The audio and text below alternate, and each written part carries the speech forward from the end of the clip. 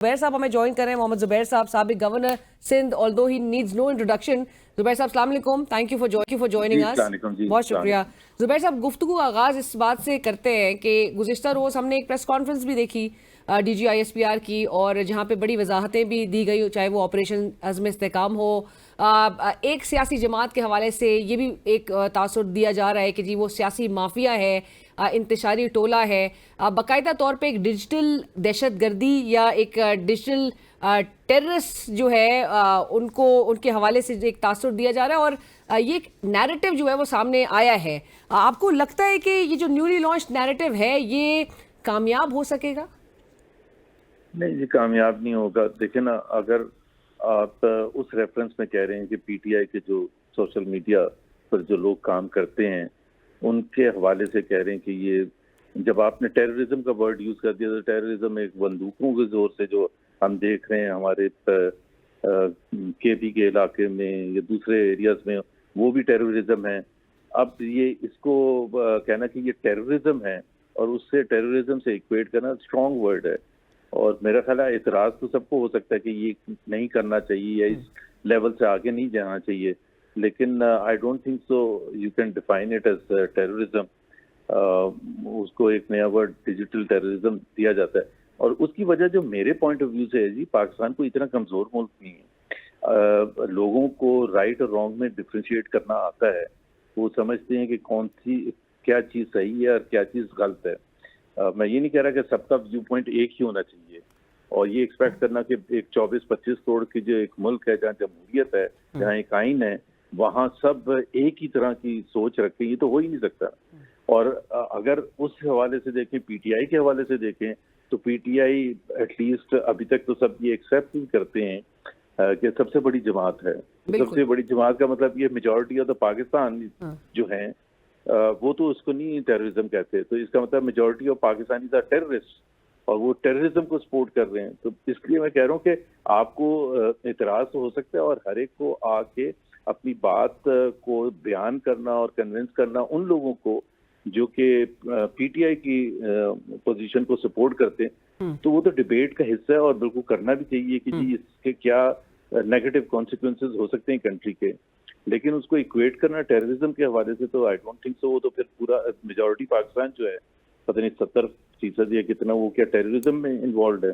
Right, पर जुबैर साहब आप फोरसी करते हुए और ये भी बताइएगा, because you right now in a very comfortable position, आप पीछे बैठे हैं, आप सब चीज़ें बड़े स्मार्टली ऑब्जर्व भी कर रहे हैं, आप किसी पॉलिटिकल पार्टी के साथ फिलहाल एफिलिएटेड नहीं है, कोई बैगेज कैरी नहीं करते, तो आप कैसे एनालाइज कर रहे हैं ये जो चेन ऑफ इवेंट्स हमें नजर आ रहे हैं, जो ये हमें एक क्रैकडाउन नजर आ रहा है उसी सियासी जमात के खिलाफ, बैन करने की बात की जा रही है, आर्टिकल 6 की कार्रवाई इनिशिएट करने की बातें की जा रही है एक साबिक वजीर आजम पे, और उसमें बड़े पेश हमें पॉलिटिकल पार्टीज मुल्क की नजर आ रही हैं, चाहे उनके पीछे कोई भी ताकतें हों।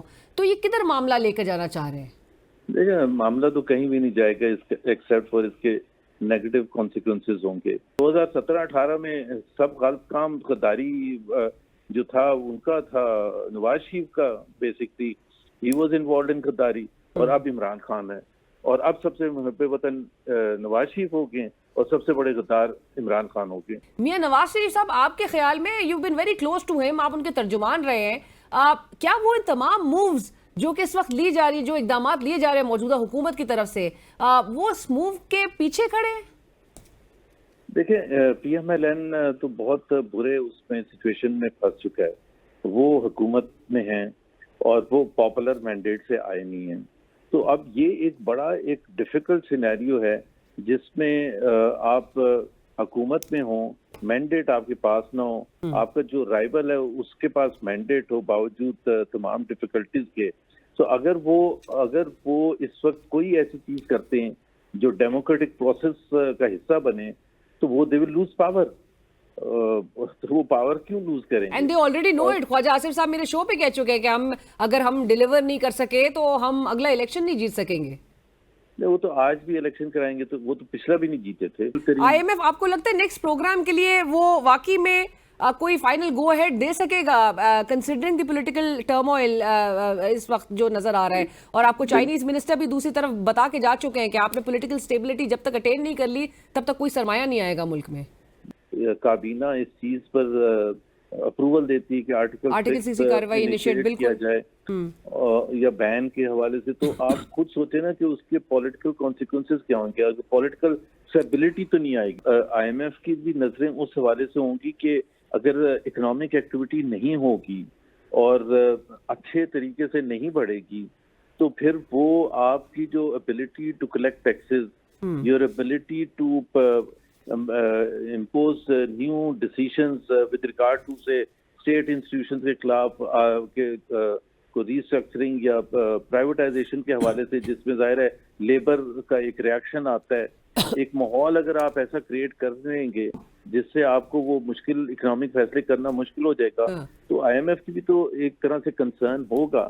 ابھی آپ نے دیکھا وہ جو فیچ کی رپورٹ آئی تھی وہ کافی ڈیمیجنگ تھی. انہوں نے کہا 18 منتھ سے چلے گی حکومت اور اس کے بعد ایک ٹیکنوکریٹک حکومت آئے گی. اور عمران خان کے حوالے سے یہ بھی کہہ دیا کہ جی وہ باوجود اس کے کہ کورٹ کے کیسز جیت رہے ہیں وہ اندر بند رہیں گے. تو یہ this is the way the world is looking at it. But Zubair sahab, آج سے ہی پاکستان تحریک انصاف اور دیگر اپوزیشن کی جماعتیں ایک ساتھ پارلیمنٹ ہاؤس میں اب انہوں نے آغاز کر دیا یہ جو ٹوکن ہنگر اسٹرائک کی موو ہے، and they are planning to turn this into a movement. So بہرحال ایک پریشر اب وہ آنے کا سلسلہ اور لوگوں کو اس حوالے سے موبلائز کرنے کے لیے انہوں نے اسٹریٹجی تیار کر دی ہے. It's going to be tough for the current government. But Zubair sahab, میں آئی پی پیز کا آج کل چونکہ بہت ایک آواز اٹھائی جا رہی ہے آئی پی پیز اور یہ کیپیسٹی چارجز وغیرہ کو لے کے، کتنے سیویرلی آپ کو لگتا ہے کہ یہ ملک کو نقصان پہنچا رہی ہے یہ کیپیسٹی چارجز جو ہے، کیپیسٹی پیمنٹس ہیں، اور یہ کون ریزالو کرے گا؟ کیونکہ جو کیئر ٹیکر سیٹ اپ میں کچھ لوگ تھے وہ ابھی بہت نیشنل انٹرسٹ کی خاطر وہ کافی آواز اٹھا رہے ہیں اس چیز پہ کہ ان کو ایڈریس ہونے کی ضرورت ہے. لیکن پاکستان مسلم لیگ نواز کی بھی حکومت رہی 2013 سے 2018 تک، یہ سالو کیوں نہیں ہو سکے؟ دیکھیں نا، ایک پہلی بات تو یہ ہے کہ اس میں کوئی ڈاؤٹ نہیں ہے. میں وہ جو گوہر اجاز صاحب کا پوائنٹ آف ویو، وہ ایک ایکسٹریم پوائنٹ آف ویو ہے، میں اس کے اس حد تک ساتھ ہوں کہ آئی پی پیز کے جو پریزنٹ کانٹریکٹ ہے اور جس میں خاص طور پر کیپیسٹی پیمنٹ کے حوالے سے that has wrecked our economy کو تو اس نے تباہ برباد کر دیا. لیکن اگر آپ 2 ٹریلین روپیز سے زیادہ اس برے حالات میں اگر صرف کیپیسٹی پیمنٹس میں دیکھیں گے اور وہ بجلی کا نظام بھی ٹھیک نہیں ہوگا، تو آپ خود سوچیں نا کہ اس کا سارا جو دباؤ ہے وہ عوام پر اور انڈسٹری دونوں پر ہے. انڈسٹری پر بھی ہے نا، وہ کمپیٹ ہی نہیں کر سکتے ہیں. ایک طرف تو آپ کہہ رہے ہیں $60 بلین اگلے 3 سال میں ایکسپورٹ ٹارگٹ رکھ رہے ہیں، وہ کمپیٹ ہی نہیں کر سکتے ہیں ان ممالک کے ساتھ جن کے ساتھ ہمیں کمپیٹ کرنا پڑتا ہے. بجلی کے نرخ is one of the most important considerations in the overall cost thing. تو اس حوالے سے تو میرا نہیں خیال ہے کوئی ڈس ایگری کرے گا کہ اس نے یہ اس آئی پی پیز کے معاہدوں نے پاکستان کو کتنے برے طریقے سے نقصان پہنچایا ہے. اب اس کا سلوشن کہ جی آپ آربیٹریریلی اور ون سائیڈڈ ہو کے اس کو کینسل کر دیں، نہیں ہو سکتا زبیر صاحب. ایسے یونیلیٹرل نہیں ہو سکتا، یونیلیٹرل نہیں ہو سکتا نا. معاہدے آپ ہی نے کیے تھے نا، کسی اور نے تو نہیں آگے کیے تھے. آئی پی پیز نے گن پوائنٹ پتہ نہیں رکھ کے کیپیسٹی چارجز اور یہ سب ڈالر ریلیٹڈ کر دیا تھا سب کچھ، تو آپ نے خود کیے تھے. واٹ ڈز دیٹ سے اباؤٹ یور پریویس گورنمنٹس؟ وہ کس قسم کے معاہدے کر رہے تھے؟ ان کو لانگ ٹرم کانسیکوینسز کی سمجھ نہیں تھی کہ اس سے اکانومی کا کیا حشر نشر ہوگا. اب سر آپ زبیر صاحب آپ اگری کرتے پھر تمام سیاسی جماعتیں قصوروار ہیں، اور یہ آئی پی پیز کے حوالے سے جو کہا جاتا تھا کہ it's in the hands of some 30 to 40 Pakistanis, ان میں بڑی بڑی سیاسی جماعتوں کے افراد شامل ہیں؟ جی یہ تو بالکل دیر از نو ڈاؤٹ اباؤٹ دیٹ. دیکھیں نا، بات یہ ہے کہ اور اس میں ایک پاکستان کے میں ایک اور چیز کہہ دوں کہ اس میں صرف وہ نہیں ہے کہ ایک ایلیمنٹ وہ تھا کہ جی جو کر رہے تھے ان کو یہ تھا کہ جی ہمیں کتنے بلینز آف روپیز کا فائدہ ہوگا ان معاہدوں سے. There's a lot of incompetence also that is involved in Pakistani bureaucracy and Pakistan کی جو پولیٹیکل کلاس ہے. میرے تو نزدیک سب سے بڑا پرابلم یہ انکمپٹنس ہے. پھر وہ جب وہ معاہدے آتے ہیں تو لوگوں میں اتنی کمپٹنس جو with in the government bureaucrats وغیرہ ہیں، جیسے ایک ہمارے یونس دھاگا صاحب تھے جب آئی ایم ایف کا ایگریمنٹ ہو رہا تھا 2018 میں میرا خیال ہے، تو he walked out, he resigned as a 22 grade officer who had a future in his career. تو اتنی تو کسی میں ہمت نہیں ہوتی ہے کہ اگر آپ انٹیلیجنٹ ہے تو آپ چپ کر کے ایکسیپٹ کر لیتے ہیں، اور باقی انکمپٹنس جن کا ہے وہ تو سمجھ ہی نہیں سکتے کہ اس کی لانگ ٹرم کانسیکوینسز ہوں گے کیا. ریل کوئک میں چاہوں گی کہ یہ جو آپٹکس ہیں جہاں پر پرائم منسٹر شہباز شریف صاحب میٹنگز میں میٹنگز کنڈکٹ کر رہے ہیں, ایف بی آر کے چاہے وہ آفیشلز ہو یا دیگر منسٹریل سٹاف ہو, اور ان کو بار بار وارننگ دی جا رہی ہے کہ نہیں پرفارم کر پا رہے ہیں, آپ کو لگتا ہے کہ یہ بیک فائر کرے گا؟ کیونکہ بیوروکریسی کو ہینڈل کرنا یا چلانا ایک اسکول ٹیچر کی طرح تو نہیں آپ ان کو چلا سکتے ایک چھڑی ہاتھ میں لے کر. بالکل چھڑی ہاتھ میں لے کے آپ نہیں چلا سکتے. ایک تو اصل میں دیکھیں 2.25 سال ہو گئے ہیں شہباز شریف کو پرائم منسٹر بنے پہ, یہ حکومت آئے تھے, پی ٹی آئی کی حکومت کو گئے ہوئے 2.25 سال ہو گئے ہیں, اور جو کیئر ٹیکر تھی that was a continuation of the P D M government everything. تو ان کے لیے اب یہ جو کوشچن ہے کہ ڈلیوری ابھی تک نہیں ہو رہی ہے, اسی وجہ سے اویس لغاری صاحب کھڑے ہو کے کہتے ہیں ہماری حکومت کو آئے ہوئے 3 مہینے ہوئے, 3 مہینے نہیں ہوئے ہوئے.